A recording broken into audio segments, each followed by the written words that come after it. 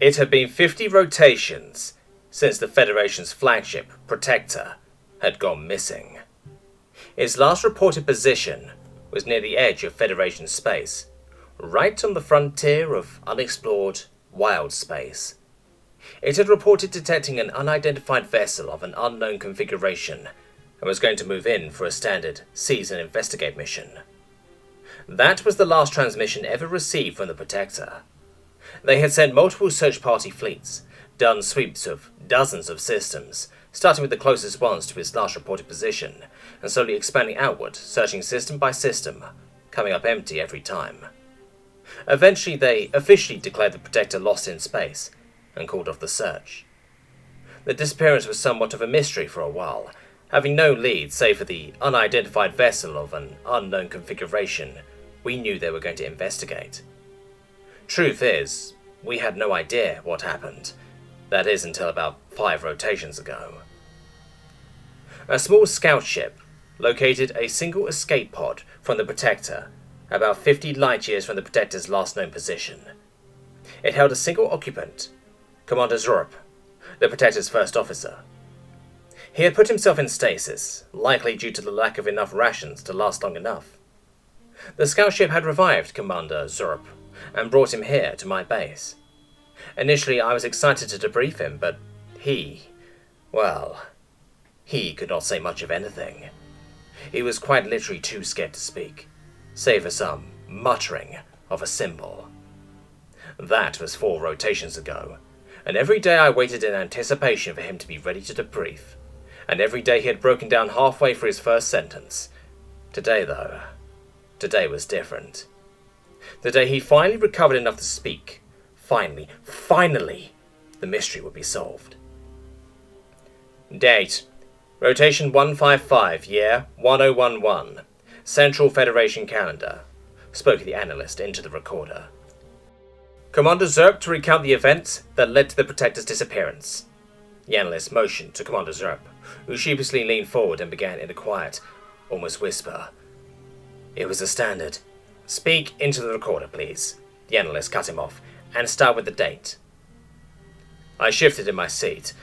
I'll admit I was a bit impatient, but I held myself together. The analyst was just doing their job. The date was Rotation 105, year 1011, Central Federation calendar. We had detected a small vessel of unknown configuration. It couldn't have been more than 50 zans long. Hell, the Protector was 1,000 zans long. The damn thing fit in our cargo bay. He paused for a second, collecting himself before continuing.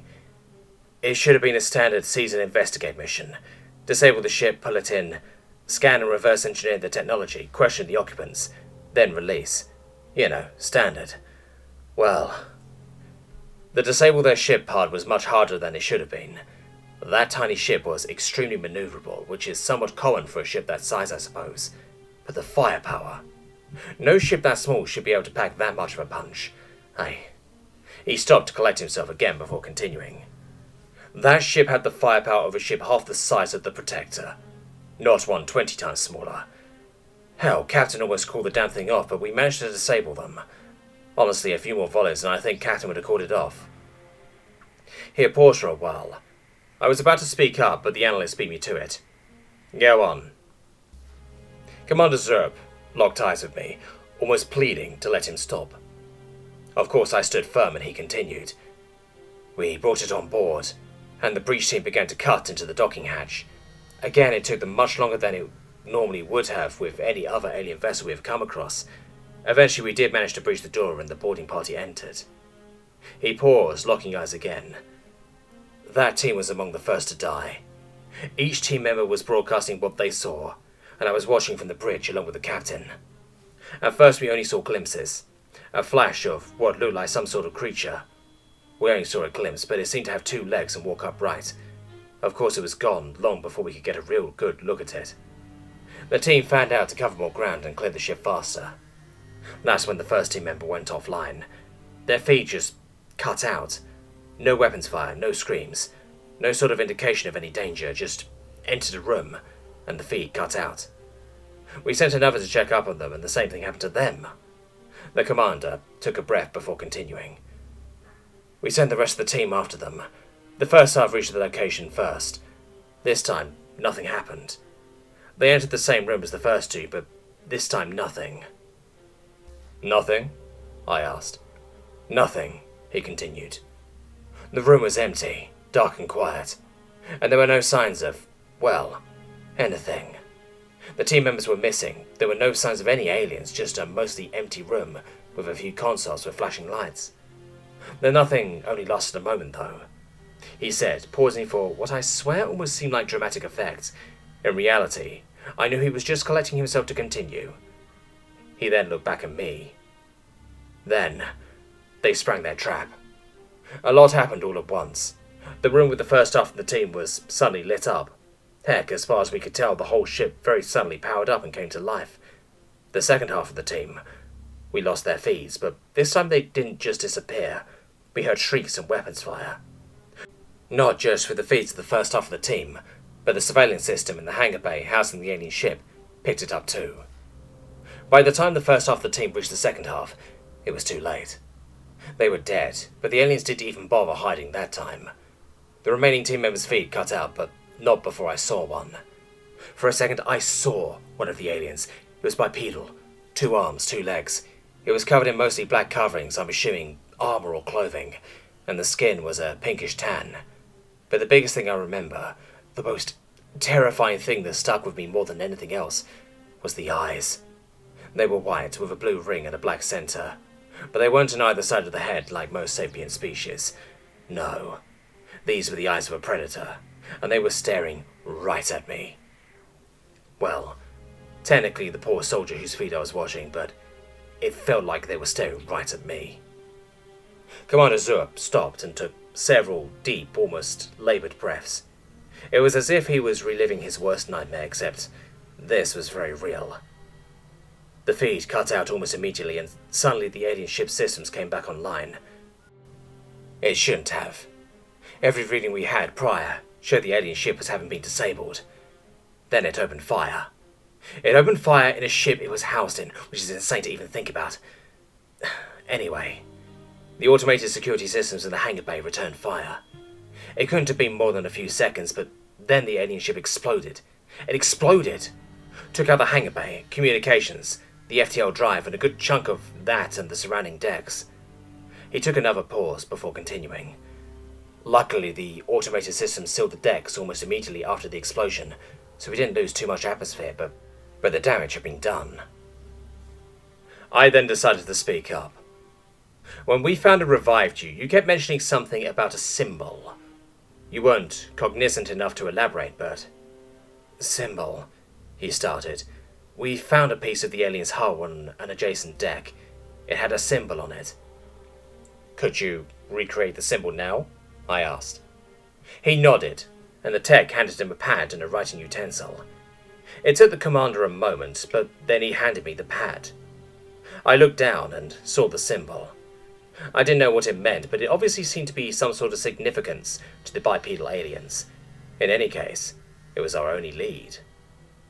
I handed the pad to my assistant. Load this into the main computer and have it analysed. My assistant took the pad and exited the room, before I turned my attention back to Commander Zurp and motioned for him to continue. We thought it was over. A very odd, abnormal and violent end, but an end nonetheless. He paused, letting out a sigh. We couldn't have been more wrong. That's when things started to go wrong. Started? I asked, as if the whole incident up to that point had just been business as usual. Commander Zurp looked at me again, nodding. It started with small tools going missing. A plasma torch gone from an engineering tech's equipment. An armorer's lock disappeared. A data rod missing from IT. At first we thought it was just incidents attributed to a fatigued crew. After all, the damage was extreme, and the crew was working non-stop to fix it. It made sense some tools might get misplaced. But then things started getting really weird. At first, the main computer efficiency went down 2%. At first, we attributed the efficiency decrease to the extra processing load it was taking on, with the repairs and damage we were taking on. Then, life support started malfunctioning, deck by deck. It didn't shut off, but rather changed the environmental settings. The oxygen levels decreased to 20%. The carbon dioxide levels rose to 0.5%. Nitrogen and some argon started replacing the helium, and the humidity decreased significantly. At first we thought it was a computer glitch, but every time we set it back to Federation standard, it would go back to the same wrong setting within a few hours. Hell, we even tried restarting the main computer. After that, we thought it worked as our readings were coming back normal. We realized the computer sensors were lying to us, since we could feel no difference in the environment despite the computer telling us otherwise. A primal sense of fear started to form inside me. The kind where you know you are being watched by a predator. I knew where this story was going. After about a week, we figured out what was happening. Unfortunately, by then it was too late. It started after we got the FTL drive back online. Captain ordered an immediate return to the nearest Federation outpost. It should have been a cycle's trip to arrive, but after a cycle in FTL, the outpost was nowhere in sensor range. It didn't take long to realize we were off course, but not by some miscalculation. We were going in the opposite direction. After that, we started a detailed investigation into the ship's computer. That's when we finally realized what was happening. We found some footage from when the biped ship exploded. During the chaos, right before the explosion, about 5 of the bipeds escaped. They used the attack and explosion as a diversion and escaped into the Protector. The captain ordered an immediate wiping of the computer and a full backup restore from before we encountered the aliens. Unfortunately, they were onto us. They didn't even try to hide their presence anymore. The computer went haywire. We watched helplessly as the computer pulled up, queried and downloaded the database. Every classified file, every known species cultural index, every piece of data on that computer pulled up and downloaded to a single location on Deck 5. So Captain did the only thing we could do. He ordered a sweep of Deck 5, and for the bipeds to be captured or eliminated. Commander Zurb paused, taking a deep breath and locking eyes with me before continuing. The soldiers never even made it to Deck 5. The bipeds knew we were coming and ambushed the team en route. That's when they went on the offensive. They started taking the ship level by level. The crew members that didn't evacuate in time were knocked out by a single hit from their weapons. It's at this point the captain ordered the remaining crew to abandon ship. Somehow they knew and intercepted us on the way to the escape pods. Captain ordered us to push through and escape at all costs. None of us made it. None of you? I asked, confused. Well, obviously you made it. No, General. Commander Zurb replied. I made it the furthest. But as I was entering my escape pod, Commander Zurb took a deep breath. As I entered my escape pod, it grabbed me and pulled me back. It shoved me into the wall and looked at me directly in the eye. The eyes. The eyes were soul-piercing. The white, the blue ring, and black dot in the middle. Honestly, General, I thought I was going to die. What happened? I asked. It held me there for a moment, then spoke in Zalarian. How they knew to speak my home language was beyond me, but I'll never forget what it said. What did it say? Well, sir, he had a message for you. Me? I asked, confused, and admittedly a little terrified. Well, command as a whole, Commander Zurb explained. The biped said, we don't know why you attacked us, but tell your superiors it won't happen again. And then it shoved me in the escape pod and ejected. Sir, they took our standard season investigate protocol as an act of aggression, and... And? I asked. Well, sir, at first I took the biped's words as a warning to not do that again, to stay away from their ships, but... Well, you see... Get to the point, Commander. I knew where Commander Zurb was going with this, but I had hoped I was wrong. Well, you see, I've had a lot of time to think about this. Their ship, at least based on the data we received, and for what I can make of it, well, there should have been more than 5. Only 5 made it out, but the ship they were in could have easily, comfortably had at least double that. My heart sank. I think, well, I know they took our actions as an act of aggression. But if I'm right, I think we may have accidentally killed some of them too.